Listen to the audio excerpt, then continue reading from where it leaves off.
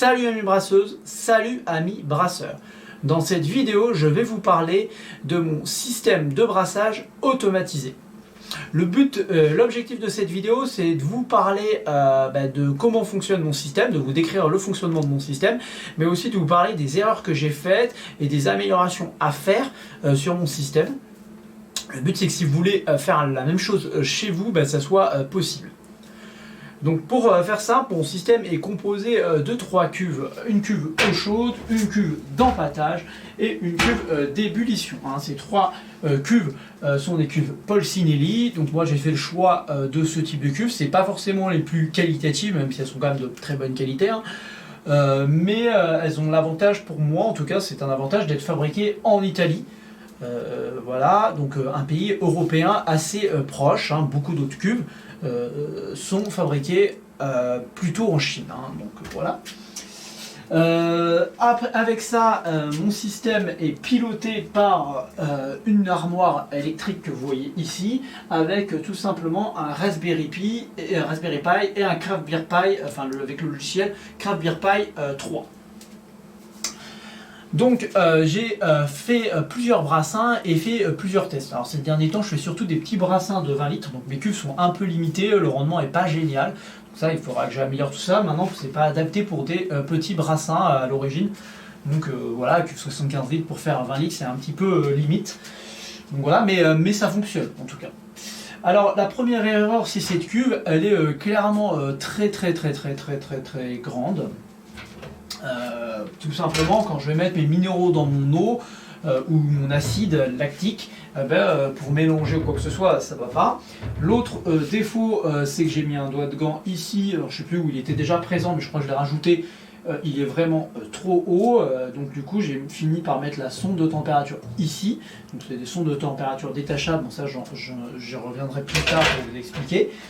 Donc ça, c'est vraiment une première amélioration à faire, c'est la changer soit par une autre cuve de 75 centilitres avec une sonde typiquement comme la sonde intégrée, mais pareil, ça risque d'être trop pour les petits brassins. Donc le mieux, je trouve, c'est vraiment la sonde directement avec un T ici. Donc un T, c'est une petite pièce que vous pouvez acheter comme celle-ci. Et avec un système derrière de pompe. Alors le mieux, c'est carrément de faire un système de recirculation. Enfin, moi, c'est ce que j'ai trouvé de mieux. Donc en gros, c'est un système comme celui-ci, composé d'un T, d'un raccord rapide. Alors après, vous prenez les raccords que vous voulez. Moi, j'ai pris des raccords rapides que j'ai toujours des Quick Connect, Quick Disconnect, parce qu'ils sont pas chers. Maintenant, c'est vrai que c'est pas les meilleurs. Mais vraiment tout changer, c'est quand même un prix. J'aimerais bien tous échanger, mais j'ai pas actuellement les moyens. Une petite pompe chinoise vraiment pas chère et un système pour fermer après. Là en l'occurrence il est avant la pompe, mais l'idéal ça serait de le mettre après la pompe. Donc ça serait bien que je les change d'ordre pour les mettre après, parce que la pompe souffre moins, sachant que maintenant j'ai des robinets à chaque cuve. Donc c'est vrai que l'intérêt d'avoir 2 robinets qui suivent les mineurs, il faudrait que je mette mon robinet de l'autre côté, puisque les pompes, la pompe elle va pomper et elle préfère en fait que la résistance soit après plutôt qu'avant. Donc c'est mieux de mettre le robinet après. Donc ça serait, il faudra que je les change de place, il y a juste à les intervertir. Donc voilà, et là où je voulais en venir, c'est que le T, il est composé d'une sonde de température. Donc le liquide circule et la température est prise avec le liquide circulant. Donc l'idée, c'est d'homogénéiser la température en faisant une recirculation déjà. Et d'autre part de mesurer la température. Donc, par contre, il faut que les pompes fonctionnent en continu.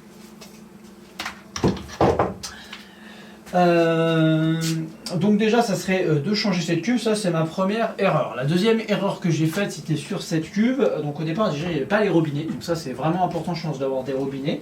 J'avais pas les coudes non plus. Honnêtement, depuis que je les ai mis, alors le défaut, c'est que du coup, la cuve, on ne peut pas la mettre.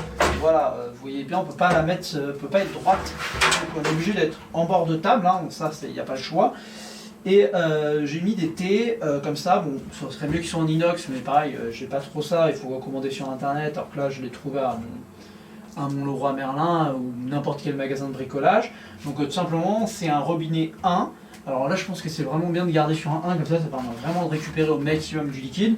Et après, un coude et un quick connect, quick disconnect, je sais pas comment on dit, ici, avec lequel, donc cette fois, je mets ma pompe, donc celle que je vous ai montré tout à l'heure, donc avec la sonde de température ici,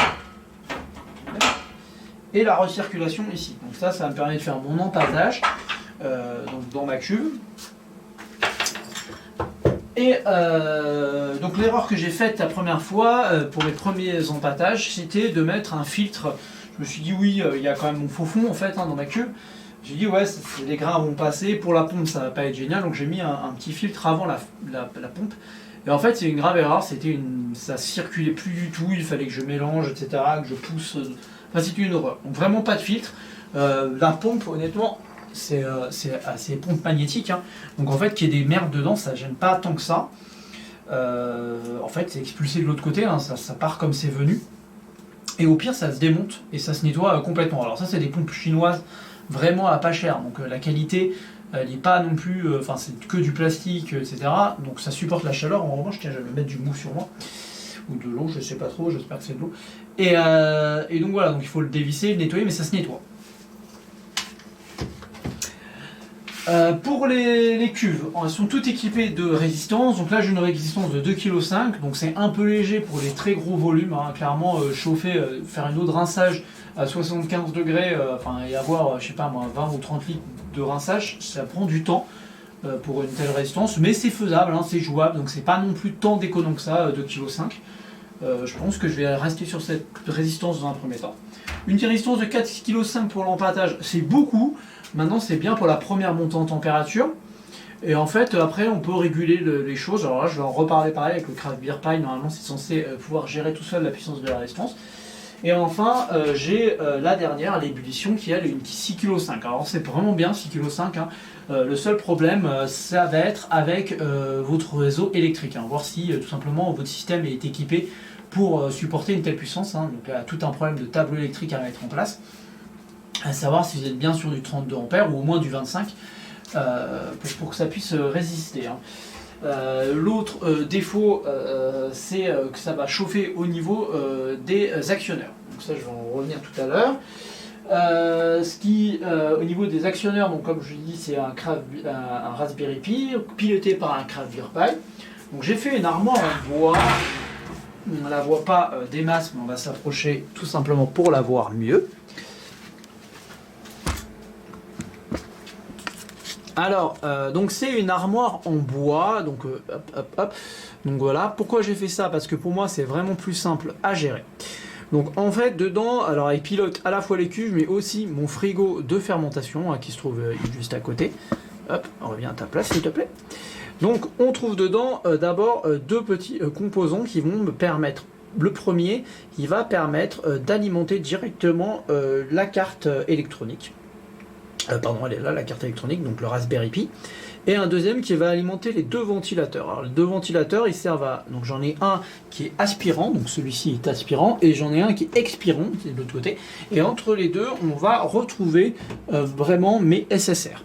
Alors les SSR, c'est les actionneurs, hein, c'est eux qui vont... C'est des relais en fait électroniques qui vont permettre d'actionner ou désactionner la résistance. L'intérêt des SSR, c'est de pouvoir piloter des hautes puissances. Hein. Donc la carte, le Raspberry Pi, lui, il n'est pas capable de commander de la haute puissance, il sort du 3 volts, donc forcément ça ne peut pas alimenter les résistances ici. Donc pour ça, il va piloter tout simplement les SSR qui sont ici, qu'on peut allumer ou éteindre. Et une fois ces derniers sont alimentés avec notre 240 volts hein, et vont pouvoir aller alimenter les résistances de nos cuves. Ce qu'il faut faire attention et pourquoi j'ai mis des ventilateurs, c'est parce qu'un caisson en bois déjà ça retient pas mal la chaleur. Premier point. Deuxième point, si on va allumer et éteindre très rapidement les SSR, ils vont chauffer énormément et donc c'est pour ça qu'il faut les ventiler. Sans ventilation forcée, ça pourrait peut-être suffire. Moi, dans mon expérience, ça n'avait pas suffi puisque j'ai un SSR qui a fondu. Donc depuis cette expérience, j'ai décidé de ventiler la chose avec deux ventilateurs de PC que j'ai connectés. Hein. Donc vous voyez, j'ai mis des câbles qui passent partout et qui passent là et qui sont alimentés direct. J'ai aussi mis un disjoncteur dédié pour ces deux systèmes là hein. Donc voilà, et ici j'ai ma prise électrique de frigo qui est alimentée par un 16 ampères. Donc tout simplement là c'est un 10 ampères, alors pour mettre juste un 2 ampères hein, je pense que ça suffit, mais voilà, j'ai juste 10 ampères ça me suffit, c'est juste pour en avoir un dédié pour que ce soit pas du 32. Voilà, et j'ai mis un 16 ampères pour les deux prises qui servent à commander le chauffage et le réfrigérateur, le tout alimenté par les relais, cartes pilotées elles-mêmes par le Craft Beer Pie. Derrière, j'ai mis des petits circuits qui sont tout simplement mes PT100, mes commandes de PT100, qui sont soudés jusqu'à ce câble-là, donc les câbles ici. Ces câbles-là, ça me permet de connecter mes 3 sondes de température qui vont être, alors je vais essayer de descendre tout doucement, qui vont alimenter la carte ici, hein, donc c'est juste une planche de bois sur laquelle j'ai mis tout simplement ce câble DMX, hein, donc tout simplement mes fiches DMX. Hein, donc à chaque fois il y a une mâle et un femelle. Donc ça c'est bien pratique. Derrière j'ai soudé mon système et j'ai soudé 4 sondes, hein, ce qui me permet au passage d'avoir soit une sonde pour mon fermenteur, soit une sonde comme ça dure, comme ça, soit une autre sonde. Donc c'est assez pratique, soit les sondes comme ceci, hein, donc ces sondes là, et qui vont se connecter. Je sais pas si on voit la caméra, pas très bien. Hop, je vais essayer de faire voilà, qui vont se connecter tout simplement sur mes connecteurs rapides. Voilà. Donc ça c'est vachement pratique parce que ça permet de déconnecter les sondes des cuves et c'est quelque chose d'essentiel je pense pour pouvoir nettoyer les cuves. Sur le côté j'ai installé 3 prises 32 ampères pardon. Donc ce sont des très grosses prises hein, qui vont permettre de couper le courant. Donc ça j'ai pu acheter ça, j'avais acheté ça au départ sur des trucs chinois mais au final c'est vraiment pas de la bonne gamme. Donc j'ai acheté ça en France. J'ai certaines prises qui sont de marque Legrand, d'autres qui sont pas de marque Legrand, donc qui sont fabriquées en Chine très certainement, mais qui sont avec un process de qualité un peu meilleur, donc une prise par cuve, et j'ai aussi un interrupteur par cuve. Pourquoi j'ai un interrupteur par cuve? D'une, ça me permet juste de couper l'alimentation de façon forcée, donc en gros, là je suis sûr que mes résistances ne sont pas allumées, jamais, et là elles peuvent être allumées si la carte le demande, mais sinon il n'y aura pas de courant qui passera. Donc ça par contre c'est des interrupteurs que j'ai achetés sur AliExpress. Donc voilà, donc ça fait juste du on-off hein, tout simplement et tout est connecté hein. Donc c'est à dire qu'en fait j'ai mis sur mon interrupteur, j'ai mon mater, ma phase et mon neutre, sachant que le neutre il est tout le temps alimenté au circuit général, là, bien sûr la terre aussi, et il n'y a que la phase qui est pilotée par les SSR. Donc voilà, quand j'allume et quand j'éteins ici, ça va juste connecter cela à ceux de la prise qui est juste derrière. Pourquoi j'ai fait ça? Parce que le Craft Beer Pie, j'ai eu des problèmes avec donc, le logiciel qui est dans la carte. Ce logiciel, il va poser plusieurs soucis, notamment des fois il active les résistances tout seul. Alors je pense que c'est lié si on a un onglet d'ouvert sur un ordinateur et un onglet d'ouvert sur le téléphone, c'est ce que je suppose, et du coup il fait des trucs un peu bizarres, des fois il rallume les résistances tout seul alors que tout est éteint, on n'a plus de programme, on n'a plus de système. Donc voilà, donc j'ai des petits soucis avec ça, donc j'ai dit je vais rajouter ça, parce que si la résistance s'allume à blanc, c'est-à-dire sans liquide, ça va poser problème.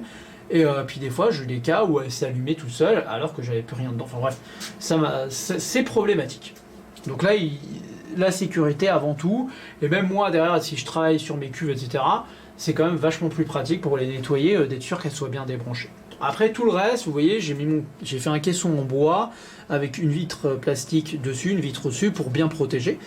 Alors bien sûr, j'aurais pu utiliser un caisson métallique, mais bien sûr, j'ai pas fait ce choix. Pourquoi? Parce que tout simplement, j'ai pas le matériel pour ouvrir les caissons métalliques, hein, donc voilà. Donc il aurait fallu en plus que j'achète, et en plus ça coûte assez cher ces caissons, et surtout pour un grand caisson, je voulais un truc assez volumineux. Donc j'ai opté pour ce caisson en bois.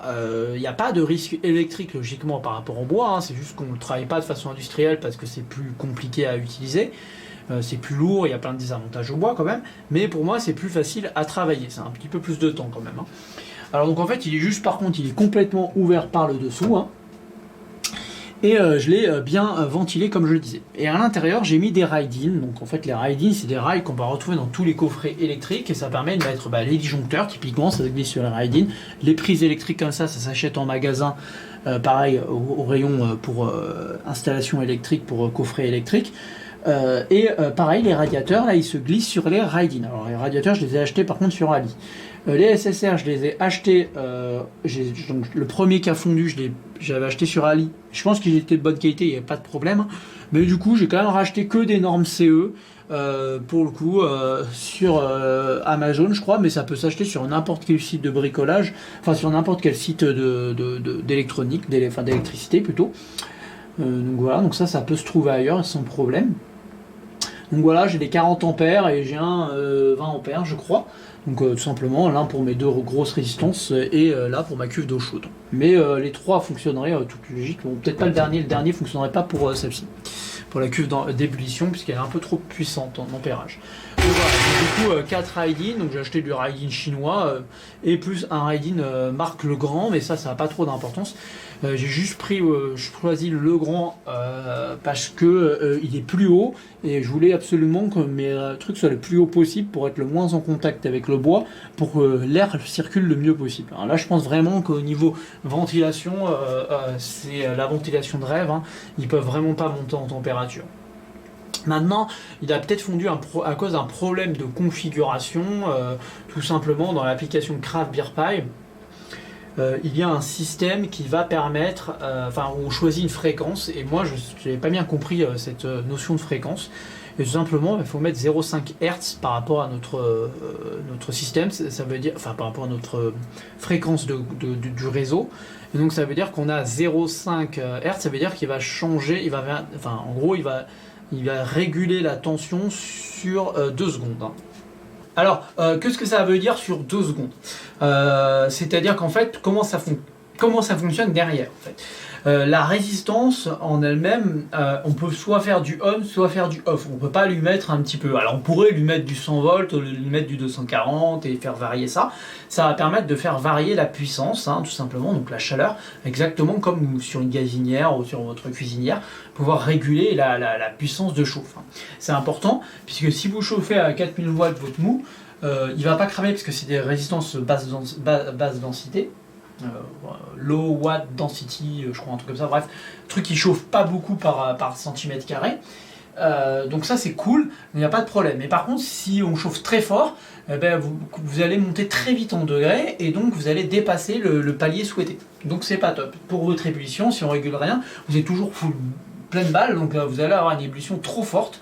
Vraiment trop forte, et c'est pas souhaitable non plus. Hein. Le but c'est pas que le liquide il bout.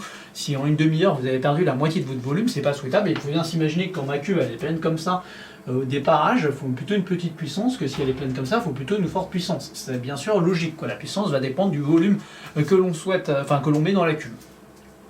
Donc ça c'est quelque chose à bien penser. Et pour ça, on pourrait faire varier le voltage, mais c'est quelque chose de très complexe. Alors plutôt que de faire ça, on va allumer et couper la résistance. Et là il y a une solution qui est toute bête. Donc c'est ces SSR qui vont prendre le relais, qui vont pouvoir allumer et couper la résistance à une certaine fréquence. C'est d'ailleurs pour ça qu'on utilise des SSR et pas des relais. Les relais qui sont là, ils vont être très bons, ils vont pouvoir s'allumer et s'éteindre. Et ils vont quasiment pas consommer d'énergie au passage. Alors que le SSR va consommer un peu, ils vont même chauffer un peu. Le relais va pas du tout chauffer. Un relais, juste pour information, c'est un petit truc en métal, une patte en métal qui est mise sur un ressort, et il y a un électroaimant qui, quand il va être allumé, il va l'attirer, ou l'inverse. Ça dépend du relais. Il peut être soit à l'état de repos, laisser passer le courant passer, ou ne pas laisser passer le courant. Donc voilà, donc ça dépend des types de relais que l'on a. Donc le SSR, lui, va fonctionner de la même manière, mais derrière, en fait, c'est des transistors, on lui injecte une petite tension, et derrière, lui, il va être capable de le faire passer. Mais pour ça, il va forcément chauffer, surtout quand il va être à l'état de ne pas laisser passer le courant. Et j'en étais où? Qu'est-ce que je voulais dire déjà? Oui, et donc le problème des relais, c'est que c'est un système mécanique. Donc si jamais on s'amusait à l'allumer et à l'éteindre très rapidement, vous comprenez, il y a le petit clapet qui va taper contre le ressort comme ça, et en fait il va finir par casser. Et d'ailleurs les relais finissent par casser, hein, toujours. Hein. Bon, alors qu'un SSR a normalement une durée de vie beaucoup plus longue. Donc le SSR on l'utilise dans cette condition parce qu'on va devoir couper et allumer le système très rapidement. Du fait du fonctionnement des SSR, en fait, il fonctionne grâce à une fréquence, hein, donc notre réseau qui est tout simplement sur 50 Hz. On ne va pas pouvoir descendre en dessous de la coupure de ce 50 Hz, donc du temps fourni par le 50 Hz, donc 50 fois par seconde. Donc le mieux, c'est de lui dire, pour avoir un bon pourcentage, pour que chaque pourcent corresponde à quelque chose, c'est de le régler sur 2 secondes. Donc 2 secondes, ça correspond à 0,5 secondes. Ça veut dire que tout simplement, sur ces 2 secondes, il va laisser un pourcentage du temps à la résistance allumée ou éteinte, en fonction de la puissance que l'on demande. Si on dit voilà, moi je vais être à 50%, il va le laisser allumer pendant une seconde, puis il va s'éteindre et puis il va être éteint pendant une seconde. Si on dit je le veux à 25% puissance, il va l'allumer pendant une demi-seconde, et pendant une seconde et demie, il sera éteint. Si on est à 75%, ce sera une seconde et demie allumé et une demi-seconde éteint. Et on peut aller comme ça de pourcent en pourcent. Donc ça va être vraiment pendant 200 millisecondes allumé pour 2 secondes d'allumage si on est à 10%, etc. etc. Donc voilà le principe. Et on va aller jusqu'au pourcentage. Voilà. Donc moi j'avais mis dans l'application, je sais plus, d'hier sur un truc comme ça, et en fait du coup il essayait de moduler non pas sur 2 secondes, mais sur 0,1 seconde. Et ça allait pas du tout. Donc forcément il demandait à s'allumer et à s'éteindre. Et quand on allume et qu'on éteint un interrupteur, il y a une augmentation de l'intensité temporaire, hein, tout simplement. Et cette augmentation d'intensité temporaire, elle se traduit par un échauffement. Et cet échauffement se traduit donc par de la chaleur qui va faire fondre le composant. Donc il est possible que le composant ait souffert de cet allumage extinction intempestif qui était trop fréquent, et donc qui chauffait un petit peu plus que la normale, que ce qu'il aurait dû. Donc peut-être que sans ventilateur, mais avec une bonne configuration, j'aurais pas eu de problème. Donc voilà, maintenant c'est un bien pour un mal, parce que j'ai refait toute ma caisse et elle est quand même beaucoup plus propre. J'ai mis des attaches câbles, j'ai mis des choses qui me permettent d'avoir quelque chose quand même de plus visible à l'œil, plus sympa à l'œil. Dans les autres problèmes que j'ai eu, c'est que j'ai une résistance qui a, enfin le socle de la résistance qui a fondu. Je vais m'expliquer un petit peu plus en vous montrant ou pas. Donc la résistance ici elle est là, hein, voilà. D'ailleurs je n'ai pas d'autre résistance. Et dans cette caisse, tout simplement, on doit connecter des câbles. Donc les câbles sont connectés sur des vis. Et le problème des connecteurs, est-ce que j'ai un petit bout du câble, ça c'est du câble. Donc il faut bien prendre les bonnes tailles de câbles. Hein, je ne vais pas préciser, mais bien sûr il faut se renseigner sur les diamètres de câbles. Hein. Il ne faut pas prendre des câbles trop fins en superficie, puisque plus vous prenez un câble fin, plus il va s'échauffer, il risque de fondre et il y a un risque d'incendie. Donc, en fonction de la puissance de vos résistances, il faut dimensionner la taille de vos câbles. Dans le cadre de ces deux résistances, il faut du 6 carré. Hein, clairement, vous ne prendrez pas de doute, le 6 carré, c'est le câble que vous allez utiliser pour vos plaques à induction, pour votre four. Pour celle-ci, on peut prendre du 2,5, je crois, ou 2 mm carrés, je ne sais plus. Je ne connais pas mais peu importe, hein, donc c'est le câble en dessous en fait, hein, qui est un peu moins cher. Et après vous avez le 1,5 et le 0,75. Alors cherchez pas le 0,75, vous allez l'utiliser nulle part. Donc le 1,5 c'est bien pour les lumières, pour tout ça, pour les trucs qui consomment pas trop. Là on est quand même sur des trucs qui consomment, donc je pense que du 2, je crois que c'est 2, c'est ça, c'est la taille en dessous, bref, c'est 2 ou 2,5, je sais plus. C'est la taille en dessous du 6. Donc le 6 carré, il est composé comme ça, donc ça c'est du 6 carré dur, on va dire, hein, donc qui n'est pas souple, et en fait il est composé de 7 brins métalliques. Alors, là qui sont tous comme ça. En fait, quand on les écrase potentiellement et quand on le met dans la vis, il y a quelques brins qui peuvent s'en aller. Vous voyez, comme ça. Donc ce qui va se passer, du coup, d'une, il risque d'avoir une étincelle, donc un échauffement, et d'autre part, ça va chauffer à cet endroit-là, puisque la section sera plus petite. Hein. Vous comprenez que si on enlève deux câbles, on n'est plus à ce niveau-là. À force de tirer dessus, de les déplacer, etc., et ça peut se décrocher, hein, parce que c'est juste pressé, et donc ça peut facilement se décrocher. Et comme la presse n'est pas uniforme et qu'on est sur une vis, ça peut vite se décrocher. Et donc le problème, il vient de là, c'est pas la bonne pratique. Et d'ailleurs, ici, là, c'est toujours encore mal connecté sur mes SSR. Voilà, sur les SSR, je suis directement connecté sur les vis. Mais elles sont un peu mieux faites quand même que les vis des résistances. Hein, Alors la solution, elle est très simple. Il faut tout simplement acheter des systèmes comme ceci. Donc c'est une petite boîte, je vais vous montrer tout le détail, dans laquelle on va retrouver pour chaque taille de chaque section de câble les bons systèmes. Donc tout simplement, moi pour le 6 carré, on va prendre celui-là, c'est le jaune dans le cadre de ma boîte, hein, je ne suis pas sûr que ce soit ça. On va mettre notre câble tout simplement au bout, hein, dedans, hein, donc là voilà, on le glisse dedans. Hein, bon, jusqu'au bout, bon là le câble il est déformé donc je ne vais pas pouvoir le faire, et avec la pince on vient serrer. Ça va faire que le système, il va être, enfin le câble il va être bien serré dedans, et ça on va pouvoir le visser tranquillement. Le câble a plus d'effet, puisqu'on est sur la bonne section de câble bien adaptée pour lui. Tout va être en contact et il n'y a pas de risque d'échauffement. J'ai fait changer le système de mes 3 tubes, Et miracle fait que ça, il n'y avait plus de problème. Qu'est-ce que j'ai pas dit sur mon système? Donc comme je dis, je fais de la recirculation. Donc sur toutes mes cuves, j'ai installé des systèmes de recirculation. Alors ça, c'est ma cuve anciennement d'empâtage qui est devenue ma cuve d'ébullition. Et là, c'est ma cuve, nouvelle cuve d'empâtage. Donc j'ai tout simplement mis un passe-paroi, enfin un système assez simple. Hein. Et là, je mets tout simplement un flexible avec un quiz connect pour éviter que bien sûr ça se fait des splashs. Ça aille vraiment au début et que ça soit tout doux, le plus doux possible. Hein. Et je fais recirculer à pleine balle par contre, hein, je ne fais pas des demi-mesures. Donc voilà, bon, peut-être que plus tard je ferai un peu plus léger, mais pour le moment comme le système de fermeture il est après, enfin il est avant la pompe, c'est un peu problématique, ça fait un peu surtravailler la pompe et ça peut la tuer. Ce dont j'ai pas encore parlé, c'est sur comment faire en sorte pour que les raccords, quand vous les serrez, ils soient bien étanches. Alors vous avez plusieurs types de câbles, de fils. En gros, on peut utiliser plusieurs systèmes pour faire l'étanchéité. On peut utiliser du ruban PTFE, hein, donc c'est tout simplement vous mettez ça sur le filetage. Un ruban PTFE c'est vachement bien. Ça marche assez bien, ça supporte la chaleur, c'est alimentaire, tout ça, il n'y a pas de problème avec. Maintenant, c'est la galère à régler parce qu'en fait, il faut absolument, et on le voit bien sur cette cuve-là, vous voyez, elle est tordue. Hein, parce qu'en fait, il faut s'arrêter avant la fin du filet.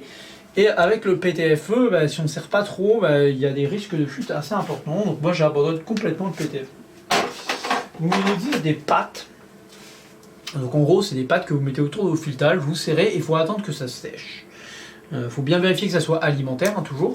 Et bon, ça marche certainement très bien, mais moi j'ai pas été très convaincu parce qu'il faut attendre et ça c'est pas top. Il existe ensuite des pâtes à joint spéciales pour eau potable, donc ça s'utilise avec de la filasse. Ça c'est vraiment le système, je pense, peut-être le plus rentable, beaucoup de plombiers utilisent ça. C'est rapide, c'est efficace, ça marche très bien. Voilà, maintenant c'est quand même plus compliqué à mettre de la filasse et je sais pas au niveau empâtage, enfin pour le brassage si c'est recommandé. Bon. Et puis il existe ça. Et ça c'est vraiment le top. En fait, quand j'ai reçu mes cuves Paul Cinelli, les robinets, ils sont installés avec un truc vert. Et je me suis dit mais c'est quoi cette chose? Je connais pas. Et en fait c'est pareil que que le ruban PTFE, ça ressemble. Hein. Il faut en couper une distance pour un demi à peu près de cette longueur-là, hein, je dirais une 15 cm. Alors il y a une recommandation sur le côté, je crois. Ils disent pour mon un demi, ils disent 3-4 tours. Donc voilà, donc vous faites le calcul de faire 3-4 tours. Je pense que c'est 3-4 tours. Et puis voilà, c'est tout. Hein. Et ça, vous mettez côté vert, côté filetage, on suit bien le sens du filetage et on essaie de le mettre. Le problème c'est qu'il y a toujours un petit bout qui sort. Mais l'avantage de ça c'est qu'on n'a pas besoin de tourner jusqu'au bout, hein. Enfin c'est sûr ça marche très bien. Et honnêtement depuis que j'ai mis ça pour le moment j'ai eu 0 fuite. Donc voilà, donc pareil je vous mets le lien, donc ça j'ai acheté ça sur Amazon, j'ai jamais trouvé ça à mon Leroy Merlin, ou à n'importe quel magasin de bricolage, mais peut-être que ça se trouve, je sais pas. Mais donc voilà, pour ça que je l'ai acheté sur internet. Voilà, et c'est vrai qu'avec ce système c'est mieux, donc petit à petit je vais remplacer tous mes systèmes par ça, hein, et typiquement la dernière chose à laquelle il faut que je parle c'est le système de refroidissement. Typiquement sur mes systèmes de refroidissement, j'ai mis ça. Alors vous voyez il a tendance à sortir parce que vous voyez il est vraiment pas serré à fond et ça marche assez bien. Alors peut-être que j'ai mis trop de câbles, ça dépend des fois. Sur mon fermenteur Paul Cinelli, j'ai pas ce problème là. Et voilà le système de refroidissement. Alors, le système de refroidissement, d'ailleurs il est à l'envers. Donc ça pareil, je vais le retravailler. Alors personnellement, j'ai plusieurs critiques à faire sur ce système. Donc ça c'est un système que j'ai acheté sur AliExpress. Le système est pas mal en soi, hein. Ça demande moins d'entretien qu'un refroidisseur à plaque. C'est le même fonctionnement. Hein. C'est-à-dire que c'est un système à contre-courant, donc en fait il y a de l'eau froide, on fait rentrer de l'eau froide ici, ça circule autour, non par contre il faut bien vérifier que ça circule autour, et donc ça sort par ici, l'eau chaude. Ici on fait rentrer le mouchot, il circule et il sort par ici. Donc ici j'ai mis pareil, petit connecteur, ce qui me permet de suivre la température, j'ai mis un robinet qui me permet de passer d'un mode à un autre, hein, tout simplement. Et j'ai mis, donc il permet soit de faire la sortie par là, soit la sortie par là. Donc là j'ai mis une sortie classique, donc ça c'est sa sortie qui va retourner directement dans mon ébullition. Ça me permet tout simplement de faire une recirculation au niveau de l'ébullition. Donc l'intérêt c'est de pouvoir désinfecter, stériliser complètement l'intérieur avec l'eau bouillante qui circule. Et puis quand, donc là je mets tout simplement dans ces cas-là mon robinet comme ça, donc là c'est un robinet 3 voies. Et après bah, j'ai juste à le monter en haut et là ça va monter jusqu'à mon fermenteur. Alors vous allez me dire c'est facile tout ça, et là j'ai ma pierre d'aération. Donc ça c'est assez cool parce que du coup comme ça pendant ma recirculation là-dedans, j'ai d'une pas aéré à ce moment-là, et de deux, le problème c'est que à travers la pierre d'aération, il y a de la bière qui a tendance à remonter. Bah là comme ça j'ai pas ce problème-là, il n'y a rien qui passe. J'allume mon système d'aération et je peux rediffuser vers mon fermenteur comme ça immédiatement. Donc j'ai pas besoin de changer de câblage, de machin, enfin des trucs un peu galères, toujours galère, surtout avec les quick connect c'est chaud. Et donc ça diffuse assez bien la chaleur, donc pour les déconnecter et reconnecter ailleurs, c'est galère. Et en plus, bien sûr, le fermenteur, il n'a pas de quick connect forcément. Donc derrière, si je suis obligé de défaire le tube ou changer le tube à la base ici, enfin c'est trop relou. Donc là vraiment, je préfère comme ça, avec un système 3 voies. Donc là, pareil, je l'ai acheté sur Amazon. Pour le coup, c'est de l'inox alimentaire. Donc ça, c'est top. Hein, c'est carrément mieux que les autres robinets. Maintenant, la critique que j'ai à faire sur ce système, d'une, il est vendu sans aucun connecteur, donc il faut acheter tout le truc à côté. Je l'ai payé 40 €, hein, donc c'est vraiment pas cher, hein, plus 40 € de frais de port à peu près, donc 80-90 € on va dire, hein, si on arrondit à peu près le prix. Donc c'est pas cher, je trouve que c'est pas cher hein, par rapport à 160 € pour le refroidisseur de Greenfather. Mais la température de sortie, elle ne me convient pas. J'ai du mal à obtenir une température correcte sans mettre l'eau à fond, etc. Alors je dis pas que par rapport à mon refroidisseur à plaque, j'ai un moins bon rendement. J'en sais rien et je crois que c'est à peu près pareil que mon refroidisseur à plaque.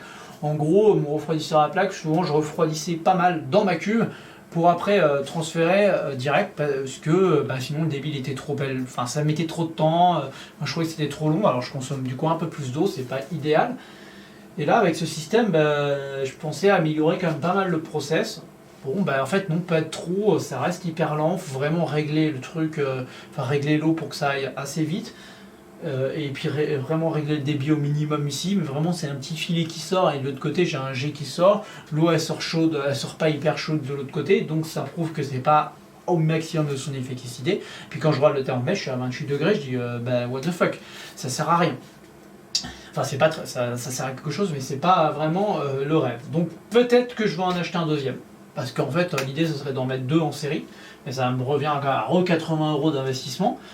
Ça serait peut-être la solution, hein, tout simplement, ici, mettre deux en parallèle. Maintenant, le défaut de ce truc, c'est le poids. C'est assez lourd. Et faut quand même pouvoir le vider. Hein. C'est-à-dire qu'il y a quand même du liquide dedans. Alors c'est pour ça que j'ai mis, souvent, on conseille plutôt de le mettre à l'envers. Hein. C'est-à-dire l'arrivée en bas et la sortie au-dessus pour bien chasser l'air. Alors moi, comme je fais une recirculation avec une pompe, il n'y a pas de problème. Le défaut par contre, c'est l'idée, donc c'est vraiment de remonter pour après refroidir. Le problème c'est quand même qu'il faut vider la cuve, donc ça je suis obligé quand même de le mettre plus bas que ma cuve d'empâtage, mais plus haut que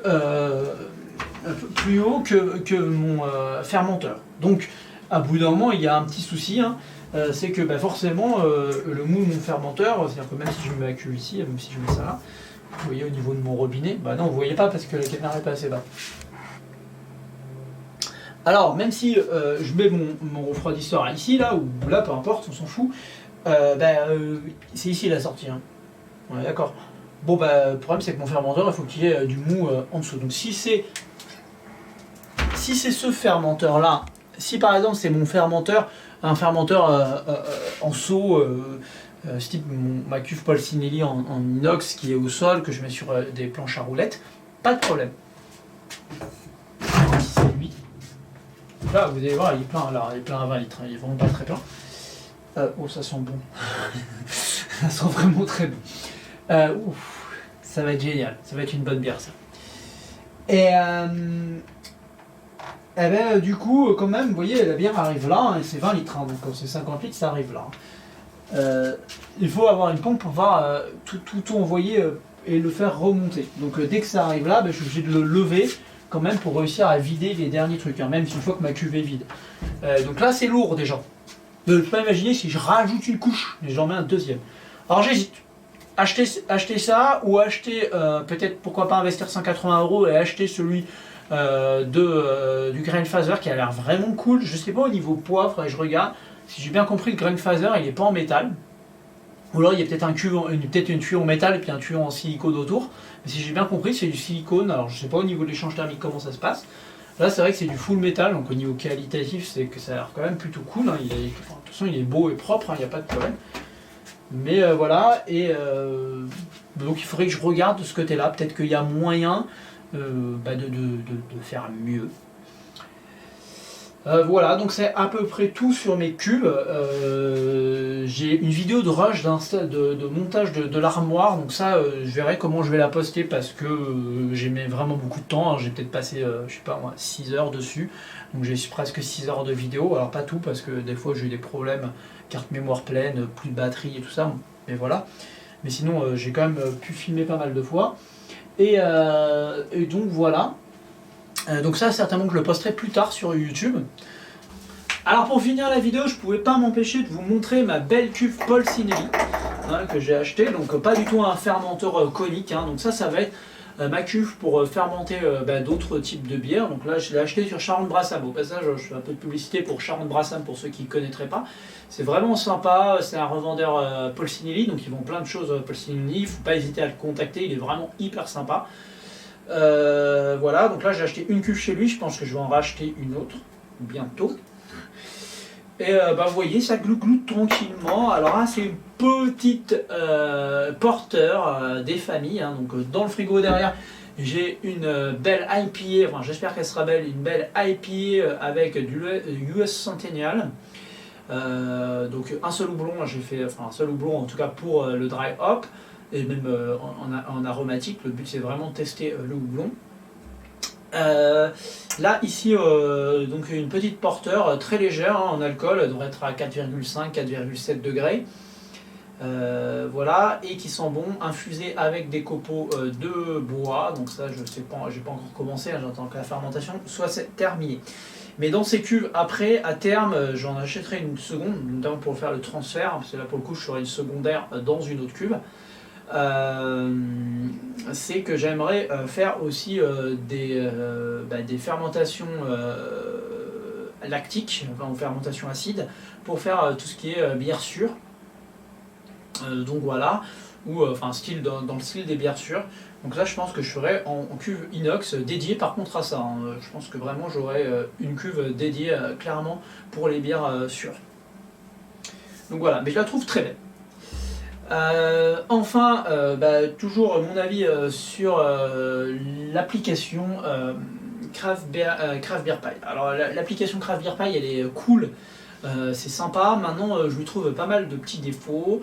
D'abord d'une, il n'y a pas de documentation, mais alors vraiment moi je trouve rien, ou alors ça existe en anglais, je sais pas, mais même je trouve pas spécialement. C'est pas hyper clair, il n'y a pas d'exemple, je trouve ça un peu dommage. Tu vois, des vidéos ça pourrait être sympa sur ce genre de choses. De deux, moi j'ai eu beaucoup de bugs et des bugs assez improbables du genre la cuve elle continue de chauffer, enfin la résistance continue de chauffer alors qu'on est 10 degrés au-dessus. Et c'est ce qui est écrit dans l'application, il y a bien écrit et puis il continue de chauffer, on ne sait pas pourquoi. Le fait qu'il y a un système autotune qui normalement est censé se réguler automatiquement, mais il fait des boucles de 30 secondes pour checker la température. Donc au bout de 30 secondes, si on a dépassé de beaucoup, typiquement c'est mon cas avec ma grosse résistance là, ça peut arriver très vite, en 30 secondes, il s'arrête qu'au bout de 30 secondes. Si on le met à 10 secondes comme moi j'ai fait, c'est déjà trop. Et j'ai voulu mettre des boucles d'une seconde justement pour ne pas avoir réglé la puissance de la résistance, non. Donc je comprends pas pourquoi l'autotune n'arrive pas à gérer lui-même la résistance. Alors peut-être que c'est un problème de configuration, je ne sais pas. Et surtout les résistances qui s'allument tout seul, inopinément, on ne sait pas pourquoi. Et l'autre blague, c'est l'autotune qui fait autotune fade, donc c'est-à-dire que vous programmez votre contrôle de température, et puis il dit qu'il a loupé, et donc il coupe tout. Voilà.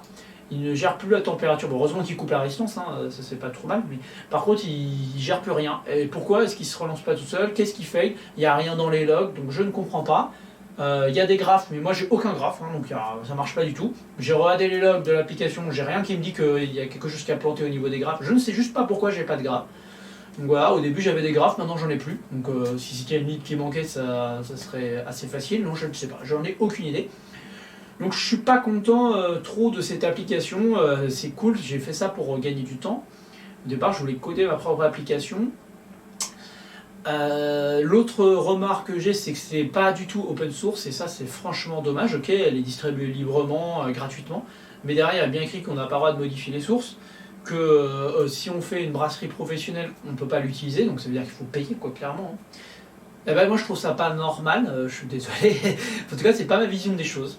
Et c'est pour ça que moi j'aimerais bien, mais par manque de temps, pour le moment j'ai pas eu le temps du tout, de regarder pour faire mon propre logiciel, au moins pour mon système, idéalement pour un système plus adaptatif qui s'adapte. Mais honnêtement, j'ai pas trop le temps de le faire, j'ai pas le temps de m'en occuper. Mais j'aimerais bien faire un système, mon propre logiciel, et qui serait naturellement en open source, sous licence très certainement GPL, donc qui permettrait vraiment, pour ceux qui connaissent le monde libre de l'informatique, hein, c'est un système où on est libre de réutiliser les logiciels comme on veut, de les modifier, de les redistribuer, et où derrière il n'y a pas de notion de royalties, il n'y a pas ce genre de choses. Donc l'avantage de ça, c'est que ça pousse la communauté à développer autour de ce logiciel, hein. Ça permet tout simplement à une brasserie qui aura un système beaucoup plus gros, donc des professionnels qui vont développer le logiciel pour leurs besoins, ou faire travailler une autre équipe, de pouvoir publier derrière leurs avancées, ce qui permettra derrière à une autre brasserie, peut-être moins grosse, de réutiliser le même système adapté et en payant, que ça lui coûte un peu moins cher. Donc voilà, moi je serais vraiment plus dans un genre de système vertueux où la communauté vient nourrir le besoin en fait, de chacun, et ça vient nourrir le logiciel et l'améliorer.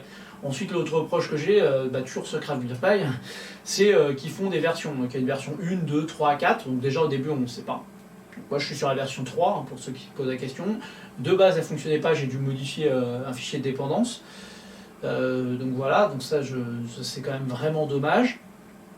Et l'autre pourquoi faire une version 1, 2, 3, 4 avec des nouveaux repository Git? Alors ça je suis désolé, je parle un peu plus technique, enfin c'est pas hyper technique, mais un peu plus informatique. Au non-informaticien ça va peut-être moins se parler. Il pourrait utiliser le même repository, hein, donc c'est l'endroit où on met les sources du logiciel déjà d'une, hein, et pas en faire 4. Et d'autre part, on pourrait très bien être en rolling release. Alors rolling release, pour ceux qui ne savent pas, c'est le fait de faire des mises à jour progressives plutôt que faire des grosses mises à jour. Donc on peut avoir de temps en temps une mise à jour majeure. Donc en gros, c'est pour ceux qui ne connaissent pas, en gros sur votre système d'exploitation de votre téléphone, vous avez des versions, et des fois on vous dit voilà, il y a une nouvelle version, etc. Et en fait, vous avez des petites mises à jour qui vont faire des correctifs de sécurité, mais qui vont des fois changer 2-3 petites fonctionnalités presque invisibles, et donc on s'y habitue petit à petit. Et puis des fois il y a des grosses versions, donc là c'est vraiment les changements de majeurs. Donc moi je suis plutôt partisan, c'est qu'il n'y ait que des petites modifications, et petit à petit, et que ça fasse des améliorations. S'il y a vraiment une erreur de conception de base, et qu'on doit tout refaire, alors ça, là la version majeure s'explique. Mais logiquement on doit tendre, un logiciel doit tendre vers de la rolling release, plutôt que de tendre vers pas de mise à jour continue. C'est un peu ce qu'on retrouve dans certaines distributions Linux, pour ceux qui connaissent un peu le monde Linux. Typiquement, moi j'utilise Arch Linux, c'est un logiciel qui fonctionne sur un rolling release, mais je pense que Gentoo va être sur le même fonctionnement, si je dis pas de bêtises. En gros, on n'a pas de master version. Pour un post utilisateur, c'est top. C'est vrai que pour des serveurs paramétrés qui bougent plus et qu'on ne veut plus y toucher, c'est pas du tout top la rolling release, c'est pas adapté. Mais là, dans le cadre où on met en place quelque chose, une fois qu'il est mis en place, on n'y touche plus de toute façon. Je pense que la rolling release serait quand même bienvenue, et je trouve ça un petit peu dommage. Donc en gros, la rolling release, ça permet vraiment de faire de l'amélioration continue du logiciel, et sans faire des nouvelles versions complètes. Et donc quand on veut faire une mise à jour, on est obligé de tout mettre à jour, et puis on n'est pas sûr que ça fonctionne. Alors qu'avec la rolling release, normalement, il est censé y avoir moins ce genre de problème. Donc voilà, c'est à peu près tout. Je reviendrai très certainement avec de nouvelles vidéos, parce que de toute façon je vais faire des mises à jour sur mon système. Alors je suis désolé, la vidéo je la voulais un peu courte, et au final je crois qu'elle s'étend hein, au fur et à mesure. Je ne sais pas sur combien de temps de vidéo je suis. J'ai pas répondu à tous les points, et j'ai certainement oublié des milliers de choses, hein, il y a de toute façon tellement à dire. Donc voilà, j'aimerais pouvoir vous en parler, de rien oublier, mais je pense impossible. Et puis voilà. Donc si jamais vous avez des questions, vous vous dites mais comment t'as fait ci, comment t'as fait ça, ben faut pas hésiter à me les poser. Je réponds toujours aux questions avec grand plaisir. Donc voilà, vous pouvez me poser des questions directement dans le fil du commentaire directement de la vidéo YouTube. Voilà, et après, voilà, faut pas hésiter en tout cas à me poser des questions. Peut-être que je ferai des articles sur mon blog plus détaillés, je verrai. Bon, c'est vrai que mon blog, ça fait longtemps que j'ai pas mis les pieds, que j'ai pas touché. Donc voilà, il faudra peut-être que je fasse ça, faut que je prenne du temps à le faire en tout cas. C'est la fin de cette vidéo, j'espère que cette vidéo vous aura plu. Alors je suis désolé, ça a été un peu hors propos par rapport au brassage en lui-même, on est plus sur les aspects cuve, etc., tout ce qui est technique. Ça peut rentrer parfois dans des zones techniques, de parties techniques un peu trop techniques, et donc ça, je m'en excuse déjà par avance, enfin plutôt après. Et l'autre chose, c'est que j'ai pas forcément parlé de tous les sujets parce que j'en oublie très certainement. Donc n'hésitez surtout pas à me poser des questions. D'une, si vous n'avez pas compris certaines parties. De deux, s'il y a certaines parties dont j'ai pas abordé. Et donc c'est important de pouvoir les aborder. Si jamais vous avez des remarques, ou même si vous avez des conseils à me donner, il ne faut pas hésiter. Je suis preneur de tout conseil si vous-même vous avez fait vos propres cuves. Je vous dis à très bientôt. Je vous invite comme toujours à mettre un petit pouce bleu parce que ça me permet de savoir que la vidéo vous a intéressé.